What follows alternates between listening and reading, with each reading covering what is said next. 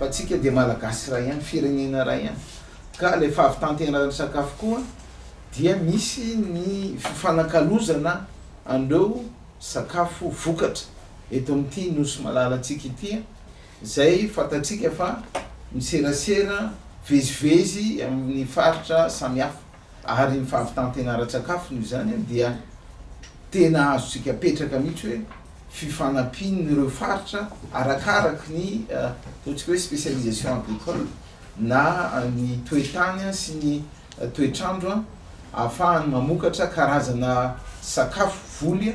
dia ahondrana any amin'ny faritra ato anatiny any Madagasikara ka ahafahana mameno zay sakafo tsy ampy any amin'ny faritra tsy mahavokatra an'izay no ny toetany hoe maina ohatra toy ny any amin'ny faritra atsimo fa fatatsika moa fa toetany toetrandro somary manana an'izay particularité mahasamihafa zay ny any faritra Androy ny amin'ny zay fiverimberenan'ny haintany dia ao anatin'izay indrindra zao fifanohanan'ireo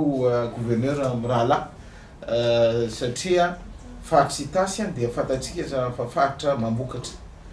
faritra manana tany volcanique ary manana ny rano dia nanaiky ny gouverneur ny faritra Itasy ny anoana andreo avatsika rahalahy any amin'ny faritra atsimo ary isaorana azy zay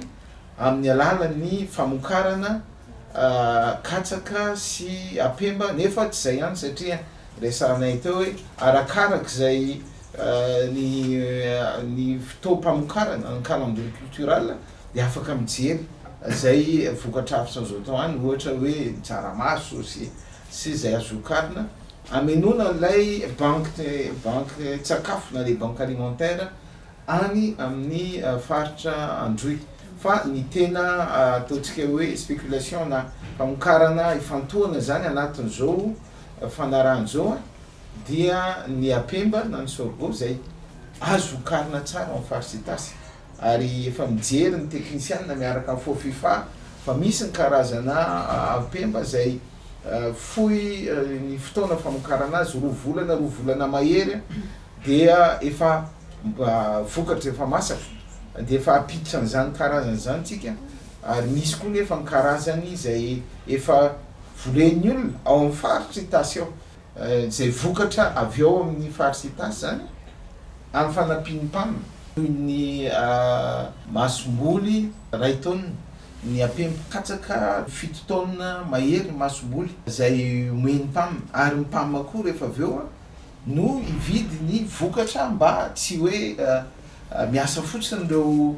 tantsaha zay ato amin'ny faritra Itasy fa misy tampony ilay ezaka ataony dia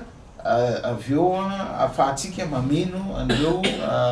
banky sakafo any amin'ny faritra Androy ary baiko filoham-pirenena ny amin'ny faritra Androy manokana ny fampiroboroana ny voly Apemba ary ny fametrahana an'izay paikady hiatrehana amin'ny fiovaovan'ny toetrandro anisan'ny paikady hiatrehana an'izay ny fananana tahiry sakafo